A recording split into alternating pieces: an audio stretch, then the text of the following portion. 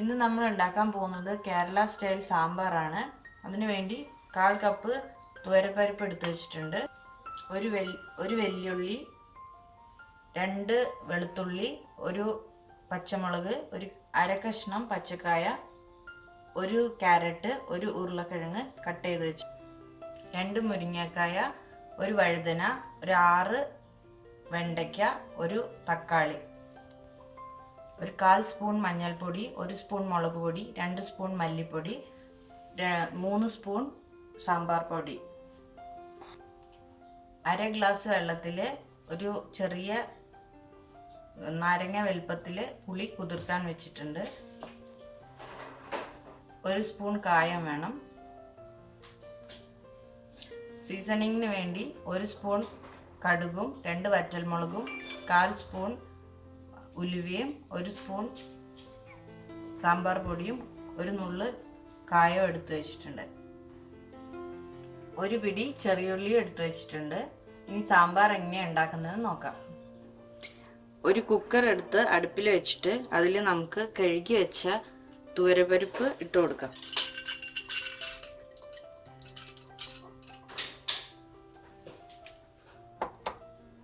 ഇതിലേക്ക് 1 ഗ്ലാസ് വെള്ളം ചേർക്കണം. ഒരു 3 വിസിൽ വരുന്നവരെ വേവിച്ചെടുക്കാം. പരിപ്പ് ഇപ്പം ഹാഫ് കുക്കായിട്ടുണ്ട്. ഇനി അതിലേക്ക് നമുക്ക് 2 വെളുത്തുള്ളി, ഒരു പച്ചമുളക്, ഒരു ക്യാരറ്റ്, ഒരു ഹാഫ് പച്ചക്കായ, ഒരു വലിയ ഉരുളക്കിഴങ്ങ്, ഒരു വലിയ സവാള ഇത്രയും ചേർത്ത്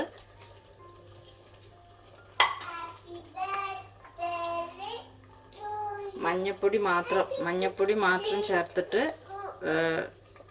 വേവിച്ചെടുക്കുക. കുറച്ച് വെള്ളവും ഉപ്പും ഇട്ടിട്ട്.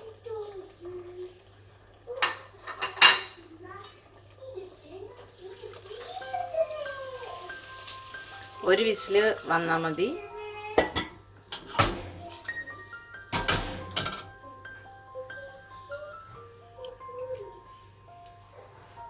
ആവശ്യത്തിന് ഉപ്പിടാം. കുക്കർ അടച്ച് വെച്ച് ഒരു വിസിൽ കേൾക്കുന്നവരെ വേവിക്കാം. വെജിറ്റബിൾസ് കുക്കാവുന്ന സമയത്ത് നമുക്ക് ഒരു സ്പൂൺ കോക്കനട്ട് ഓയിൽ എടുത്തിട്ട് അതിലേക്ക് ഒരു പിടി ചെറിയുള്ളി,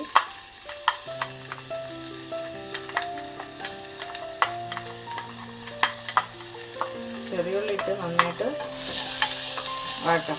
ചെറിയുള്ളി ഇല്ലെങ്കിൽ വലിയുള്ളി എടുത്താലും മതി.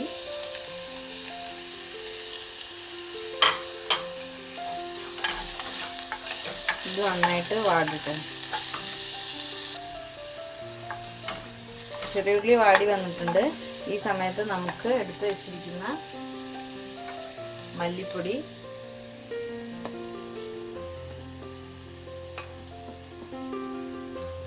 മുളക് പൊടി,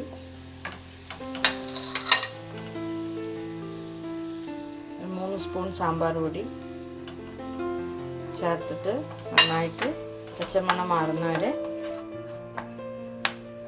ഇളക്കാം.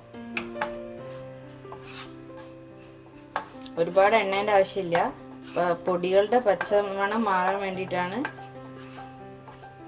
ഇങ്ങനെ ചെയ്യുന്നത്.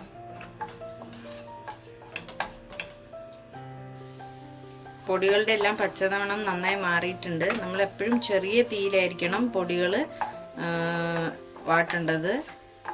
കാരണം ഹൈ ഫ്ലെയിമിൽ വെച്ചിട്ടുണ്ടെങ്കിൽ പെട്ടെന്ന് കരിഞ്ഞു പോകും പൊടികൾ. അതുകൊണ്ട് ചെറിയ ഫ്ലെയിമിൽ വെച്ചിട്ട് പച്ചമണം മാറ്റിയെടുക്കണം.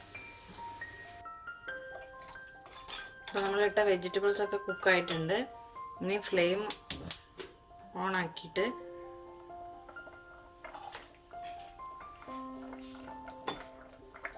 ഒരു 6 വെണ്ടയ്ക്ക വലിയ കഷ്ണമായിട്ട് മുറിച്ചത്, ഒരു വഴുതന, ഒരു 2 മുരിങ്ങക്ക, ഒരു വലിയ തക്കാളി ഇത്രയും ചേർത്തിട്ട് അത് വേവിക്കാം. അതിൻ്റെ കൂടെ നമ്മൾ പച്ചമണം മാറ്റി വെച്ച ചെറിയുള്ളി ഇട്ടിട്ട് പച്ചമണം മാറ്റി വെച്ച പൊടി കൂടി ചേർത്തിട്ട് നന്നായി മിക്സ് ചെയ്ത് വിസിലടിക്കണ്ട, അല്ലാതെ അടച്ചു വെച്ച് വേവിക്കുക. വെള്ളം ആവശ്യമാണെങ്കിൽ തിളപ്പിച്ച വെള്ളം മാത്രമേ ചേർത്താൻ പാടുള്ളൂ. പച്ചവെള്ളം ചേർത്തിട്ടുണ്ടെങ്കിൽ ടേസ്റ്റ് വ്യത്യാസം വരും. ചൂടാക്കി വെച്ച വെള്ളം ആവശ്യത്തിന് ഒഴിച്ച്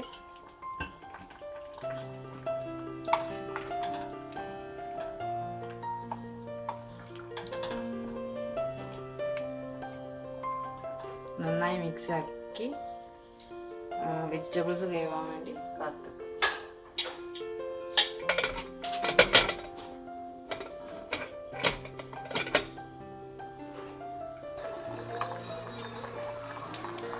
വെജിറ്റബിൾസ് ഒക്കെ കുക്കായി വരുന്നുണ്ട്. ഒരു ഹാഫ് കുക്കായി കഴിയുമ്പോൾ നമുക്ക് അതിലേക്ക് പിഴിഞ്ഞ് വെച്ച പുളി ഒഴിക്കാം.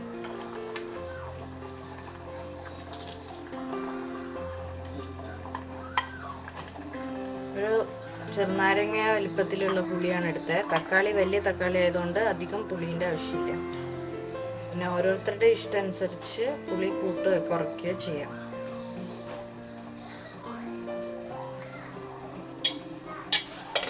പുളി ഒന്ന് നന്നായി വെന്ത് വരട്ടെ.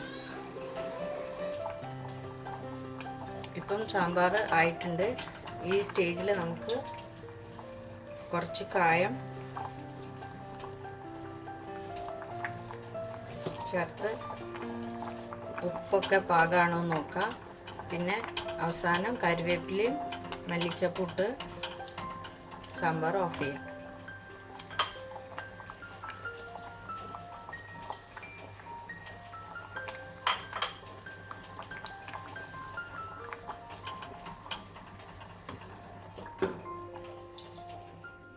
ഇനി സീസണിങ്ങിന് വേണ്ടിയിട്ട് ഒരു പാൻ അടുപ്പിൽ വെച്ചിട്ട് അത് ചൂടാകുമ്പം അതിലേക്ക് കുറച്ച് നല്ലെണ്ണയാണ് നമ്മൾ യൂസ് ചെയ്യുന്നത്.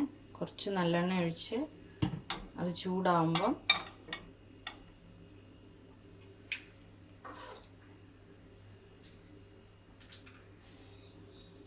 ഒരര സ്പൂൺ കടുകും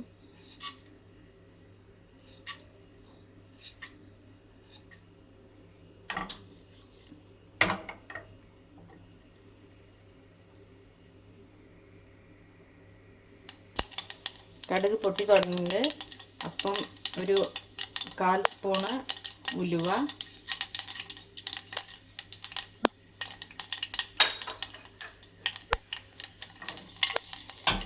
കളർ മാറി വരുന്ന സമയത്ത് ഇതിലേക്ക് 2 വറ്റൽമുളക്,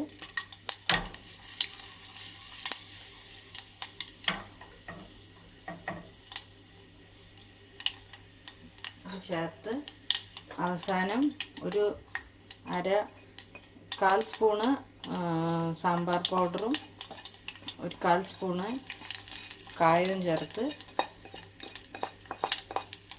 നന്നായി യോജിപ്പിച്ച് തീ കുറച്ച് വെക്കണം, അല്ലെങ്കിൽ പൊടി കരിഞ്ഞു പോവും. നന്നായി യോജിപ്പിച്ച് നമുക്ക് സാമ്പാറിലേക്ക് ഒഴിച്ചു കൊടുക്കാം.